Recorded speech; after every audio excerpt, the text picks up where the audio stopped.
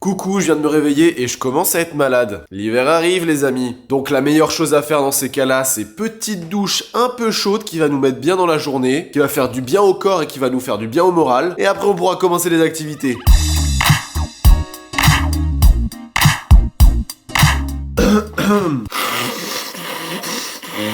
La maladie quoi. Qu'est-ce qu'on fait aujourd'hui? Alors tu le sais pas encore, mais avec deux amis on est en train de préparer un court-métrage. Je suis à l'origine de ce projet, parce que depuis toujours je veux faire des courts-métrages, sauf que j'ai souvent essayé seul, et j'étais face à un problème et fallait que je sois honnête avec moi-même. Désolé pour le nez, hein. C'est la maladie, j'y peux rien. Bref, fallait que je sois honnête avec moi-même, je suis nul en écriture. C'est-à-dire que je me lance dans l'écriture d'un scénario, l'histoire est banale, les dialogues sont fades, donc ça peut que faire un court-métrage peu intéressant. Et je pense que dans la vie il est bon de savoir où est sa place. Et ma place n'était pas du tout à l'écriture. Moi, ce qui va me plaire dans le projet d'un court-métrage, c'est déjà le projet en lui-même, toute l'organisation, tout le travail qu'on va fournir avant même qu'on tourne quoi que ce soit. Et ensuite, ce qui me fait le plus kiffer, je pense, c'est de jouer dans le court-métrage. Donc, on est en train de créer un court-métrage un peu sur mesure pour moi, dans lequel j'aurai le premier rôle. Et ce qui est super, c'est que c'est un travail à plusieurs et chacun a son poste dans lequel il est épanoui et dans lequel il est compétent. Alors attention, on n'est qu'au tout début de ce projet-là. On commence à peine à écrire le scénario. Donc, ce court-métrage ne verra pas le jour demain. Mais si je te parle de tout ça, c'est parce que j'ai eu une petite idée ce matin. Je me suis dit, vu que je suis nul en écriture et qu'actuellement je suis tout seul, est-ce que ChatGPT serait capable d'écrire un court-métrage de façon humaine? Et on va voir ça ensemble. Alors, petites lunettes, on passe aux choses sérieuses. Alors, on est sur ChatGPT, on va lui dire quoi? Je suis scénariste et réalisateur. Je veux écrire un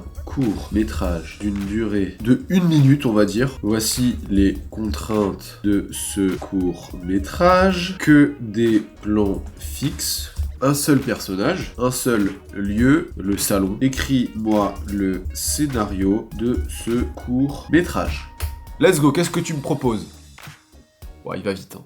Ouais, il va vite. Alors déjà, ce que je trouve fou, j'ai rien lu, hein, mais dans la forme, c'est vraiment un scénario. Il te met le titre, le contexte, il va te détailler chaque plan, et à la fin, il te fait presque une note d'intention. En gros, une note d'intention, c'est ce que l'auteur va écrire pour t'expliquer en quoi il a eu cette idée, pourquoi il veut faire ce court-métrage, qu'est-ce qu'il veut véhiculer, etc. Alors, on va quand même le lire, j'ai l'impression qu'il n'y a pas de parole déjà. Alors, plan 1. Nous voyons le salon éclairé doucement par la lumière du jour, qui filtre à travers les rideaux. J'ai pas de rideau, dommage. Au centre de la pièce, il y a une chaise confortable, rien ne bouge. Un homme d'âge moyen, François, ah tu vois, j'aurais dû être précis sur l'âge que j'ai, etc. Faut être précis au maximum quand tu t'adresses à ChatGPT, faut tout mettre, tous les détails. Habillé de façon décontractée, ouais ça va, je suis décontracté, là je suis en jogging. Entre dans le cadre et s'assoit sur la chaise. Il semble préoccupé. François fixe un point invisible devant lui, perdu dans ses pensées. Il respire profondément. Les secondes passent, rien ne change dans le salon, et l'expression de François commence à changer. Ses traits reflètent un mélange d'émotions, la tristesse, la colère, la détermination. La caméra se concentre sur le visage de François pendant quelques instants, puis il ferme les yeux et prend une profonde inspiration. François ouvre les yeux et un sourire timide se dessine sur son visage. François se lève de la chaise et regarde une photo encadrée sur la table basse devant lui. La photo montre une image heureuse de lui et de sa famille. François prend la photo dans ses mains, la serre contre sa poitrine et quitte le cadre, laissant le salon vide et silencieux. Je vais pas pleurer, hein, c'est juste que je dois me boucher. Ok,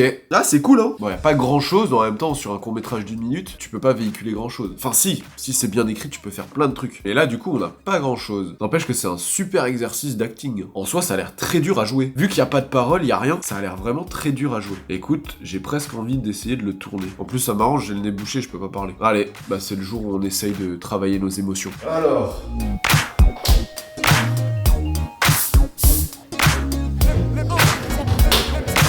Let's go. Bon bah je crois que c'est carré, hein. On a notre plan, on voit le salon. Au centre de la pièce, il y a une chaise. Elle est là. J'entre dans le cadre, je m'assois et je suis préoccupé. Je fixe un point devant moi, je suis perdu dans mes pensées. Je suis triste, je suis en colère, et après je suis déterminé. Ouah, mais c'est trop dur. Ensuite, la caméra se concentre sur le visage de François pendant quelques instants, puis il ferme les yeux. Ah, ça c'est un plan d'insert qu'on fera après. J'avais pas pensé à ça. Je ferme les yeux en prenant une profonde inspiration. Il regarde une photo encadrée sur la table basse devant lui. Il prend la photo dans ses mains, la serre contre sa poitrine et quitte le cadre. Donc en fait, on a plusieurs plans différents avec la caméra. Premier plan, c'est comme ça sur le salon. J'arrive, je m'assois, je passe par plusieurs émotions. Ensuite, on voit mon visage de près, je ferme les yeux, j'ouvre les yeux. Et ensuite, plan plus large pour pouvoir me voir en entier quand je suis debout. Je prends la photo, je la regarde, je la serre et je pars. Let's go!